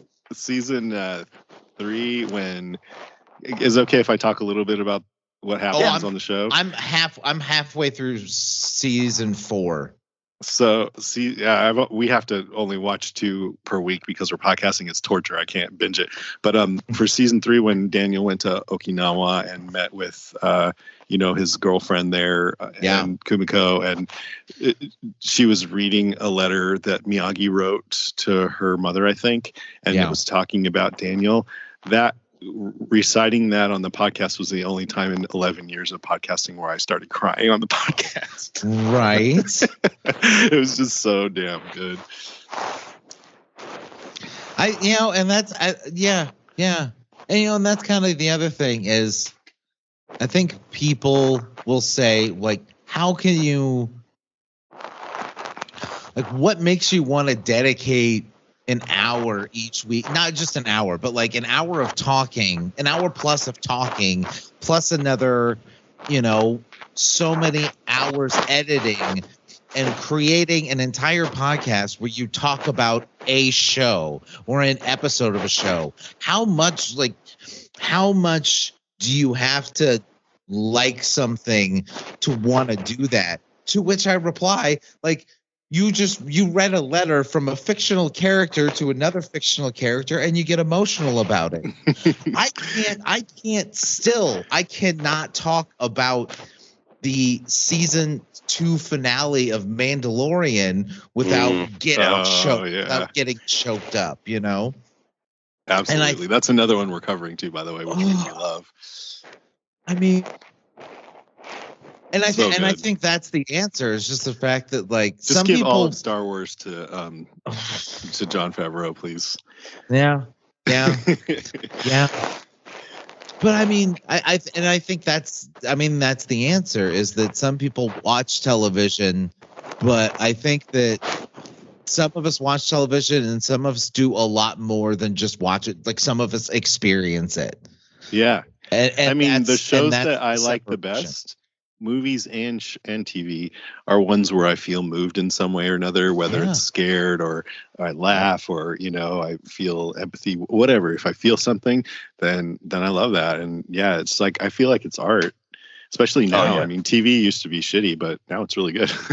Yeah, there's a lot of great TV out, and like I don't have as much time just because my kids start to get to like the age where there's more stuff going on. But like when you find that show that you can just kind of zero in on and like enjoy, like my wife and I's Witcher, which we still haven't seen season 2 yet, but but I'm excited to listen to your Yellow Jacket review. Hopefully I get caught up on that pretty quick. I'm definitely getting like my biggest. I don't know what you guys think of it. But I know my biggest concern after 2 episodes is I'm getting kind of like worried that we'll get in that Lost boat where they're like, oh my God, like what's this mean? It's like, I don't know, it's a fucking polar bear. But yeah, but why is it a polar bear? I don't know. Well, I'm not going to spoil anything, but we just covered episode 8 today, and this is super vague that I think I can say it, but they definitively answered one of the questions that was hanging out there in this episode, which just made me feel like, okay, good. They're ticking off some of these boxes as they go along. It's a smoke monster, Shawn. That's But why is it a smoke monster? Because I really loved a lot of things about Lost, but I do feel like they were just stringing us along with a lot of that just to get us to keep watching. And by the end, I was like, come on, that was all just making it up as you went along. Didn't mean anything. But Jason, still great show, though. We're getting the knock on the door. I know we last a little bit longer than the 400 seconds, which I'm proud of. But thanks again for jumping on again. Thank you for without you, we would not have 400 episodes. So you guys are amazing. Congratulations so much on 400 episodes. I love it. Whew. All right, Richard. Down to the final one. I'm not gonna be able to shit right for a week, Shawn. I know. Last person. And when you talk about like, people support us. We've got some people I want to thank for this show, obviously. But this is somebody that has like not day one, but like day one of her listening, not only has supported us with, social media, and, kind words, but has taken her hard earned money to support us as well, which doesn't that fuck you up? It doesn't does. It's one thing. I don't know. It's one thing for somebody to send, and I appreciate all of it. It's one thing for somebody to send a message over, like a DM or retweet something or like a tweet or, like a Facebook post or whatever. It's one thing to do that. And I appreciate it greatly, but there are people that actually like give us money. Yeah. And that's weird. And it adds this whole different level on it. Yeah, because that's why at the end of the episodes, I think last maybe 100 or so episodes, I don't remember how long we've been doing it, but we like to thank them at the end, like Aaron specifically and Wendy. They, for a long time they've joined our Patreon, and it's not like, unfortunately, I think if our Patreon was bigger, there'd probably be other things we could do to try to fit in the time. Because, like when we first started, I think we had these huge ideas like, oh my gosh, if we get X number of people to join this group and we'll talk to them and we'll make this thing. And, so basically I'm saying is our Patreon isn't like this huge, cool conglomerate of stuff. It's very much more of them just supporting us, which means the world to us. And like you said, it's like, how many streaming services do people put money into that give them different content? I mean, we are very consistent. You get at least 4 episodes a month. But I'm not. My last name isn't Netflix. I'm not. Richard Q Netflix. Yeah, I mean, if you were Shawn Q Paramount Plus. But it was difficult to get Wendy on just because of timing and stuff, and she does a couple podcasts. But it was, her and Aaron were like 2 people I really wanted to talk to because I wanted to thank them. You thought she was in Laos for some reason? I thought she was in Laos. I was super confused. I was halfway worried when we would thank her for being a patron. She'd be like, wait, I still pay that? Oh, hold on a second. Okay, let's keep going.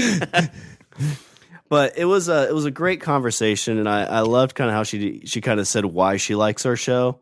But I'll let everybody listen to it, and I just want to give a heartfelt thank you to Wendy and Aaron before we jump into the last one because again I thank you guys so much. But yeah, So Wendy, for our last adventure, our last 400 seconds in BroHeaven. It's so good, Shawn. We should all go out and like hug our neighbor. That's how good it is. Are you watching Boba Fett? Yeah, I'm caught Did you up see- too. Okay. Yeah. Shouldn't that show just like, I don't know, like just bring everyone together, to bring us together as a species? Yes. You watch and then you just want to go out and like high five everybody, be like, I saw Boba Fett, and high five people, and they're like, yeah, I saw it too. And like we hug each other. I know, it's great. Nations late. I'm watching it with my 82-year-old dad, and he kept saying, wait, is this Boba Fett? So was he a big Star Wars fan growing up? Like when you were growing up with him and everything, or have you brought him into the fandom? I certainly was. So I remember we got into this huge fight because he wouldn't take me to go see Return of the Jedi on opening night because he hates crowds. And it was like this big fight. I was like 15. I would have had the same fight. No, you have to go on opening night. Yeah. I don't know what the last movie now, I saw on opening night was. Well, wasn't it? It was The Last Jedi, wasn't it? Didn't you talk about that? Kind of how to get the taste out of your mouth. The last movie? No, I'm just the last movie in general I saw on an opening night. I thought Maybe that it was the one you Endgame. saw. Maybe. We took my daughter, who was probably 13, 14, and all her friends to see the last Twilight movie on opening night. And that was such a fun experience, just seeing that in the theater. I have never seen such theater involvement as that movie. Yeah, so I'm a huge, I don't know if you go to a lot of movies, I'm a huge movie fan. And when I went to see Endgame, like you had that experience, and with everything going on, there's been like a 2-year gap in that. But I was able to go see Spider-Man in theaters, and the interactions that people had for that brought like all that stuff, like just made me so happy to see that again. Yeah, I love that. Maybe No, I didn't see Spider-Man opening night. I saw it opening weekend, but not opening night. So Wendy, like, what's kind of gotten you, like, I know like you follow Jason and all them with the Walking Dead cast. What kind of got you into the podcasting kind of realm? Is like that's like your form of entertainment?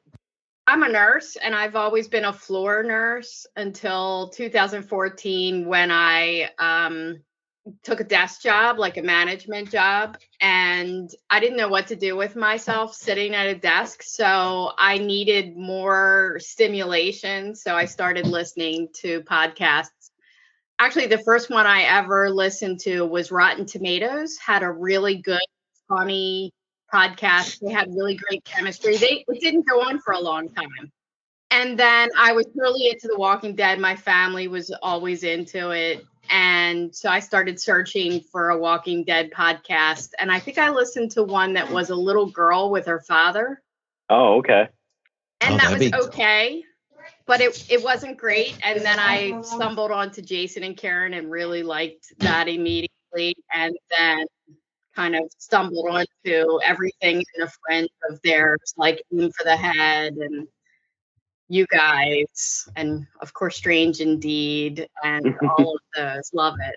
So you mostly, I know you listen to ours quite a bit, but do you listen to mostly kind of like review podcasts, or do you kind of like spread your ears to all kinds of different things? I really do spread my ears. I listen to news podcasts when I can stomach it. Right now, I'm not in a good mental health place to. Yeah, no, I don't blame you there. That's everybody. That's everybody. I listen to some brief like meditation podcasts, all kinds of different things I really like. If it's something I'm interested in, I go to a podcast to see if something's out there.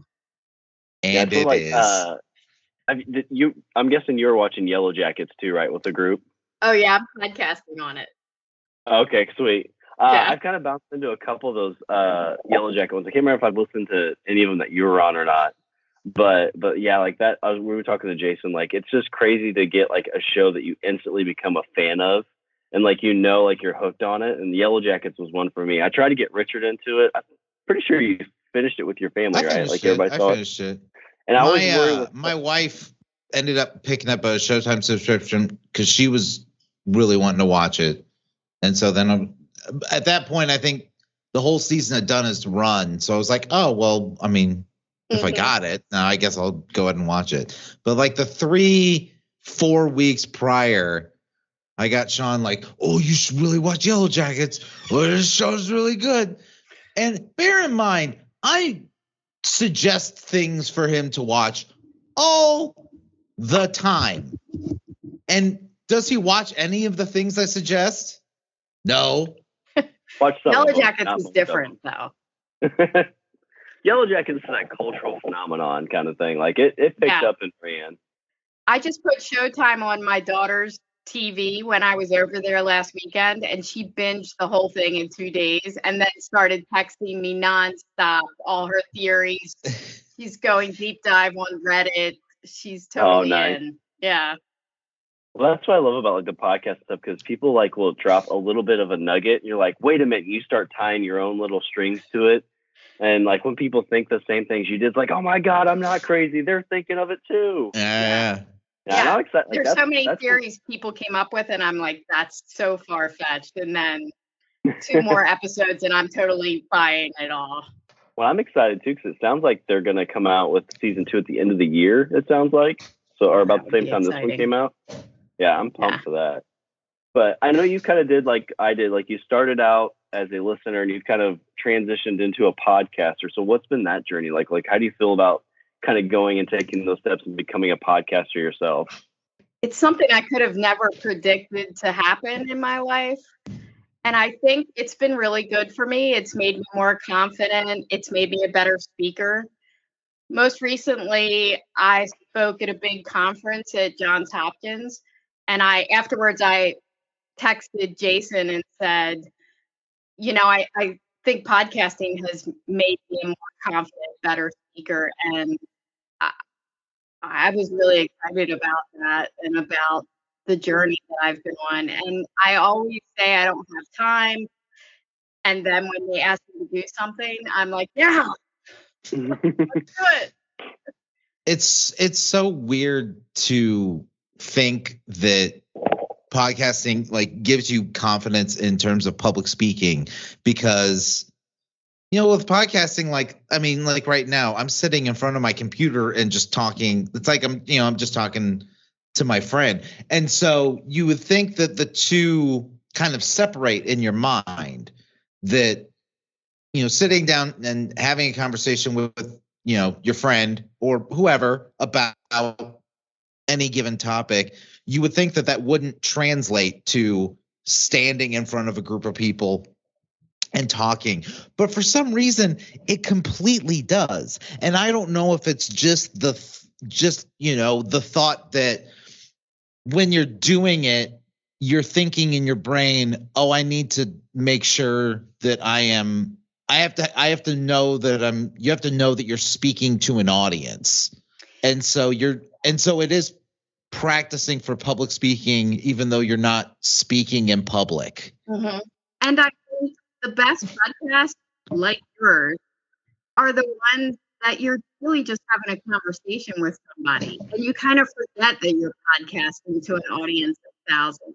And those are the best experiences. We just did the Women of Podcastica with Lucy and Rima and Daphne, and that was so much fun. Like, I'll sign up for that every Friday night. That was so much fun.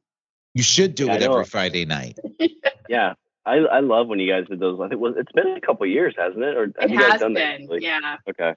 But yeah, it's with us, like we did podcast movement. Like the first time I met Jason, it was kind of like, oh my God, like this is like a legit podcaster. And I was kind of nervous. But then fast forward like 5 or 6 years, Richard and I were hosting a con in Hannibal. And it felt almost second nature to us to be on stage and just talking. And like at work and things like that, I feel like I've gotten more comfortable in my skin. And it's kind of crazy. You can go from something that you think is like this mythical thing that like, only certain people can do. And then when you start getting into it, you're like, oh wow, like this is helpful for anybody and everybody should do it. Yeah, I talked about this on Women of Podcastica. I work in a very corporate world, mostly women, healthcare, nurses, and I don't talk about podcasting at all at work, but I do post a lot of things on Facebook, on public. And all of a sudden, people at work started talking about me podcasting. And that was really weird for me. I was a little put off at first. I was like, that's my secret life you're not supposed to know anything about. And little by little, it really made its rounds, and it became something that people knew. So it feels weird. It feels, even though I'm podcasting to thousands of people, they're like strangers. And it feels weird to think people that know me might listen to it. But I feel the same way about my weird fetish lifestyle. As soon as people are like, why'd you post that thing on Facebook? And I was like, oh, crap. You weren't supposed to see that. But yeah, I like, so you talk about kind of like people in your personal life finding out about it, but I also enjoy kind of like the reverse of it, where you meet people and become like really good friends. Like I've already mentioned Jason Reno, like you and Aaron and all these people that you wouldn't have gotten to meet unless you did a podcast. Like John is a big part of this podcast too. We got to meet him. And I think this is the first time we've got to talk face to face.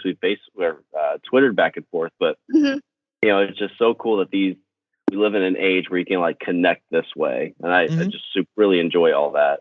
Yeah, we've had some meetups with the Zhead group, and that's just been an amazing experience. I've had so much fun. We went to Hershey for like 4 nights in October, and we had the best. It's like we always knew each other. It's so nice. Yeah, the Zhead group brings really people great together. Yeah. But Wendy, Richard and I, from the bottom of our heart, we definitely want to thank you for all the support you've given us over the years. It means the world to us. And if there's anything you want to, guys are really, I really enjoy it. I grew up in inner city Baltimore, and I gravitated towards the guys all the time. And I feel like your banter that you have really reminds me of, that male antic that I had growing up. See, Shawn, we're male. I know, right? We're masculine. Well, she didn't say masculine. She's like, well, I mean, if that could get posted on Twitter somewhere, just like if we could just GIF that and be like, see, other people think so. But Wendy, thanks again for jumping on. We're past our 400 seconds in BroHeaven, but again, we want to thank you very much for everything, and wish you luck with all the other shows you're doing. And maybe we need to do a Yellow Jacket review on Language of Bromance with Richard next year. Maybe we should try to plan talk about Yellow Jackets endlessly. And then we can talk about the 20 other shows that I want Shawn to watch that he hasn't watched yet. It'll be great. It'll be a fun time. All right. Thanks, guys. Thanks. Well, there it is, Richard. 400 episodes. Okay. This is the part where we're supposed to be gushy on each other, right? Well, hold on before that, because I want to thank a few people. I just want you to know I love you. That's all I was gonna go. That's all I was gonna do. I love you. That's it. Wait, that's all I got. Why are you disappearing? Why are you fading away? What's going on? Oh God, it really it's happening. I was just joking at first, but it actually is happening. No, I want to thank a few people. Obviously, that like we couldn't get on for this. One person, kind of specific, Conrad Thompson. I doubt he'll listen to this ever, but we tried to get him on, and I misunderstood some conversations we had on Twitter, so we missed out having him on. He hosts a bunch of cool podcasts. Lane, who's been on the show, we had some trouble getting timing set up for him, but I want to thank him as well. Dave, another Bridges, like huge content creator. He's recording. I think he's directing stuff for Smosh. So, nice. He's a busy boy. Dave, who's been supportive of the show for a long time. He was the first person near the beginning. Like by episode like 8 or 9. He was the first person to tweet us about an episode, and that blew my mind. I was like, wait, somebody's actually listened? That was the moment where you're like, oh my God, other people are listening. People I don't. It's not just my mom. Yeah, exactly. So that kind of blew my mind. And again, like he's been on forever, and we've had him on for an episode once, and would love to try to get him on again too. But like he had talked like we're just like a perfect fit to his like routine. Like he listens every Monday when he goes to work because he rides the train to work. Matt Maher, he's gotten really successful with his podcast that reviews like reality TV shows. Had trouble getting him on as well. Cool. Matt's just cool. We've had him on, I think, once or twice. We've been on one of his shows. They've been doing live shows. I don't know if you've seen that, Rich. Like they're like their show's blowing up. Yeah. Nice. Kevin Smith, obviously. Stephen Griss, we've had him on, the Shecky Don't Like It guy.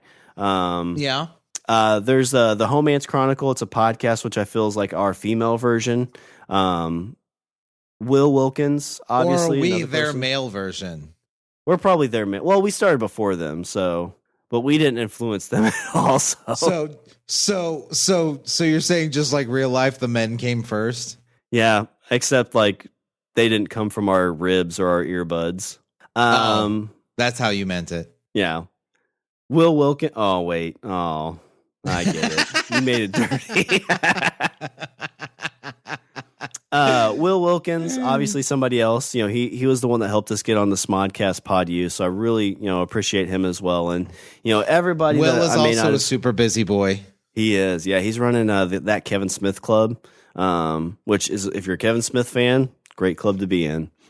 But there's tons of people to thank. Obviously, I'm not going to be able to thank them all. But the main thing too with this, we started this podcast a long time ago. We've been going strong with it. And, like we kind of talked a little bit at the beginning about like, what makes me keep wanting to do this type of thing. And, I think about why we started it because, you and I were like legitimately like when growing up, I didn't have a lot of, people I would say like, that's my best friend. Like I don't have somebody from high school that I keep calling to this day. And a lot of my friends I met through like work, like JJ, when I worked at the grocery store, like, we've kind of rekindled our friendship. But like, when you and I clicked at the restaurant, it just like it kept going and like we just hit it off really well. And when we started pulling apart, like there was a fear of like, oh shoot, like I'm going to lose my best friend. And here we are almost 8 years later, I feel like our friendship's even stronger than what it was then. Like I feel like we had a good friendship, but I feel like now we're just more in a part of each other's lives that, it feels good to have that friend that I know I can call or talk to, and not just about this, but about anything. And like you had talked, like there's times we'll get on, you got a bad day at work, fight with the wife, the dog won't listen. And I get on here, I'm like, well, maybe like I'll try to get through it. And by the end, like it just makes me feel good in my soul that we've like, I laugh in a way that I just don't laugh on a regular basis. And, I can't thank you enough and more for taking this adventure with me because, at the end of each episode, before we sign off, we say that we love each other because, I legitimately have like this love for you that will never go away. Me too. It's, yeah, I mean, I did have a best friend in high school that like, we were together every single day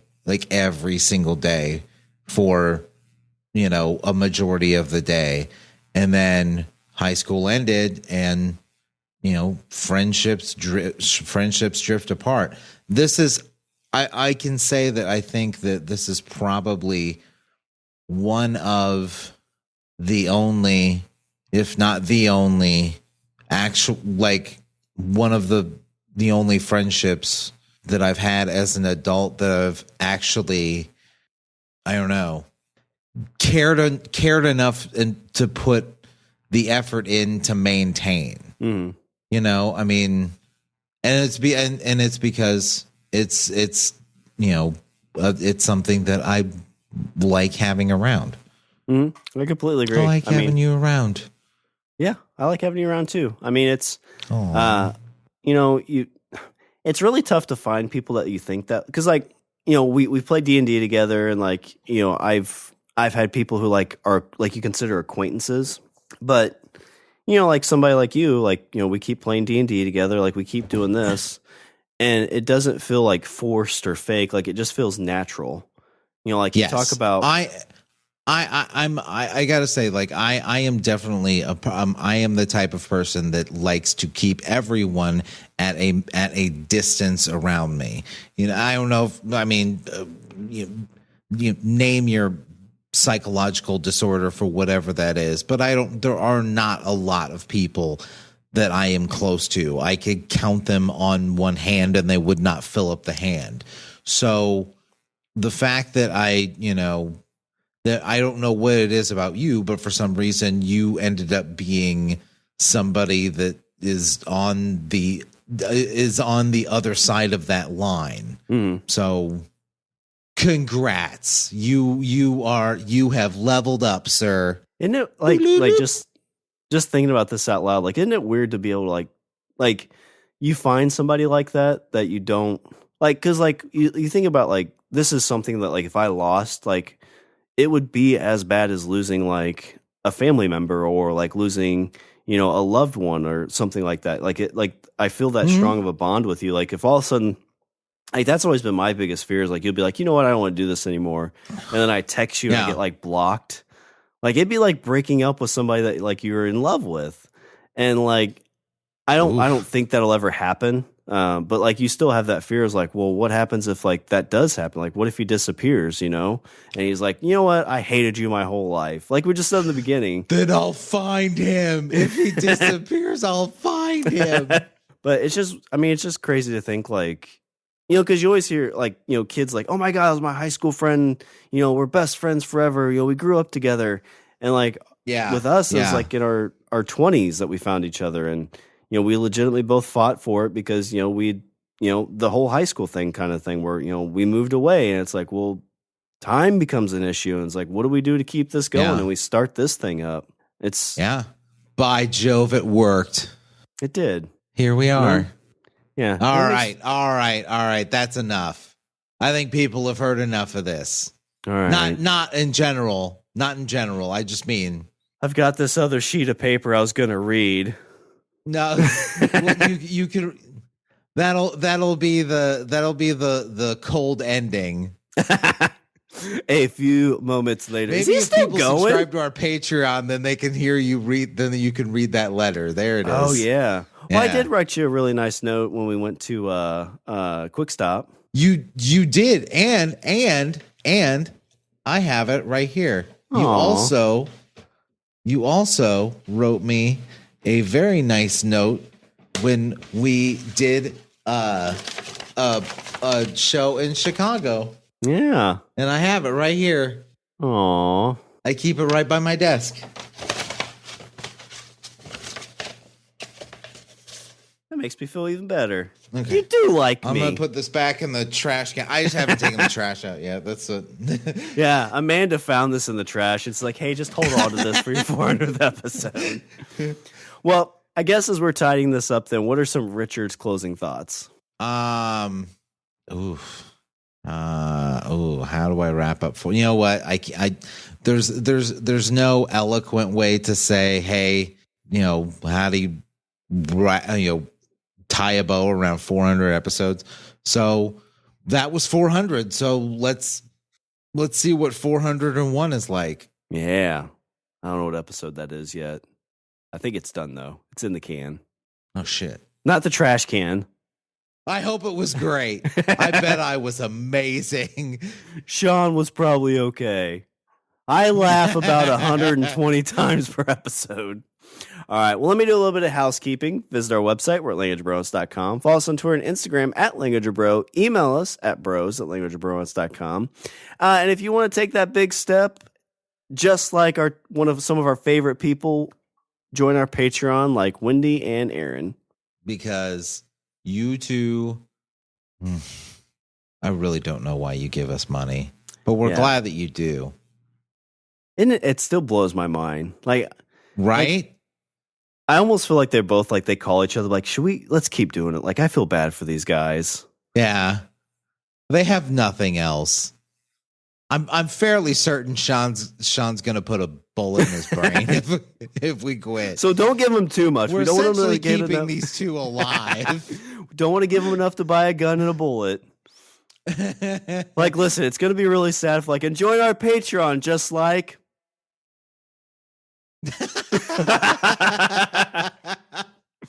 All right. Well, is there again? I just want to say, Wendy and Aaron, thank you guys so much. Like, again, I can't thank you enough. Awesome. All right. Is there anything else before I close her out? I'm gonna surprise you at the end. Go ahead. All right. Well, that's all the bros have for this show. I'm Shawn, and I'm Richard. And remember, don't be a why. Be a why not.